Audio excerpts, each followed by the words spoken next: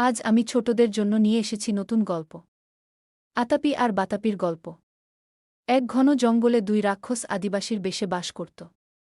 দুই ভাই, আতাপি আর বাতাপি। সেই পথে কোনো মুনি ঋষিদের দেখলে তারা আপ্যায়ন করে কুটিরে নিয়ে আসত। তারপর তারা করত এক ভয়ঙ্কর ষড়যন্ত্র।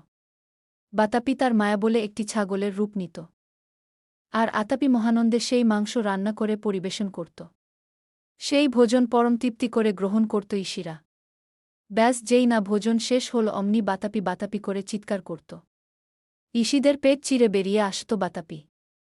দুই রাক্ষস মিলে লুট করে নিত সাধুদের ধন সম্পত্তি। সেই পথে একের পর এক সাধুরা নিখোঁজ হয়ে যেত। ভয়ে সকলে ওই পথে যাওয়া বন্ধ করে দিয়েছিল। তখন এলেন মুনিশ্রেষ্ঠ অগস্ত্য। তাকে দেখে আতাপি আবারও একই চাল চাল।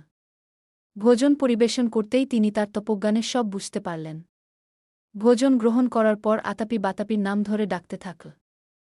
অনেক ডাকার পরও বাতাপি এল না। অগস্ত্য মুনি স্মিত হাসলেন। আতাপি তাকে হত্যা করতে উদ্যত হল। তখনই অগস্ত্য মুনি আতাপিকে শাপ দিয়ে ভস্ম করলেন। এরপর থেকে ওই পথে সকলে নির্ভয়ে যাতায়াত করত।